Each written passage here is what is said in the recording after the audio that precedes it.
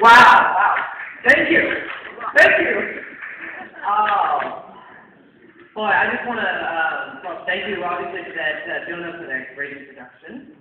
And I want to thank all of you guys for being here today, since none of this would have happened with the series, from Aragon to Eldest, and now with Grisinger, if it weren't the support of all the wonderful booksellers and wonderful, wonderful readers who supported the series all around the world. So thank you.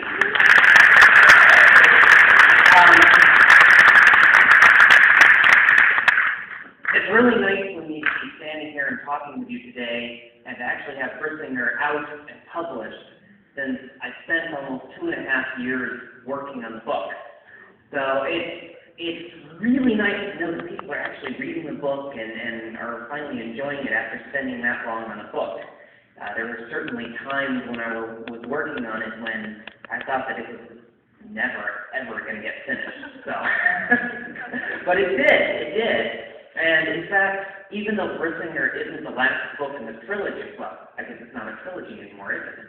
I keep making that mistake even now. Even though it's not the last book in the series, in the inheritance cycle, Grisinger, really finishing it really felt like an important milestone to me, because, as Jonah said, I started Aragon. I started the inheritance cycle when I was 15, and this November marks 10 years since I began the series. Well, third book. What's it about? I don't want to, as I said, give away the rest of the story, but I think it's safe to say, of course, it's about the continuing adventures of my main character, Aragon, and his companion, the beautiful blue dragon, Saphira, as they travel to the land of Alligasia.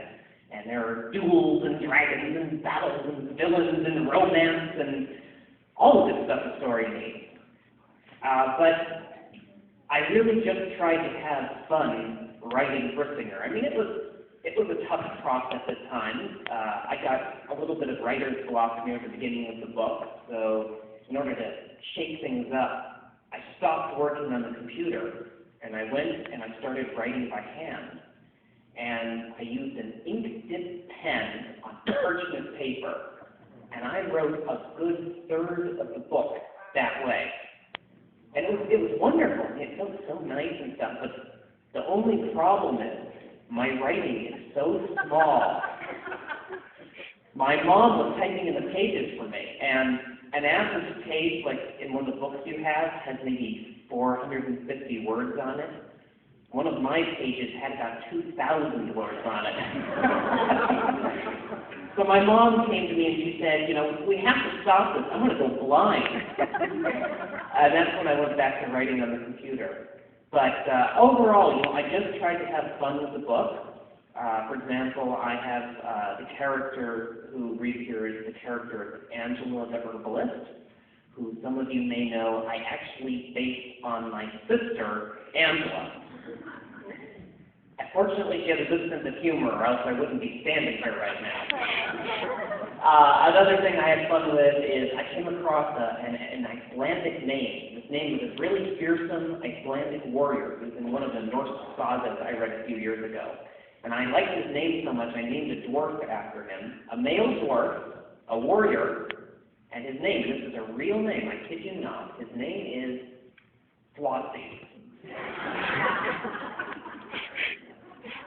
I mean, when I read that, all I could think about it, and imagine you got transported back to ancient Iceland or something, and some big Viking burst through the door. They said, "I am Flossie the Terrible!"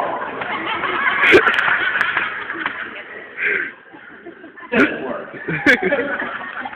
Doesn't work.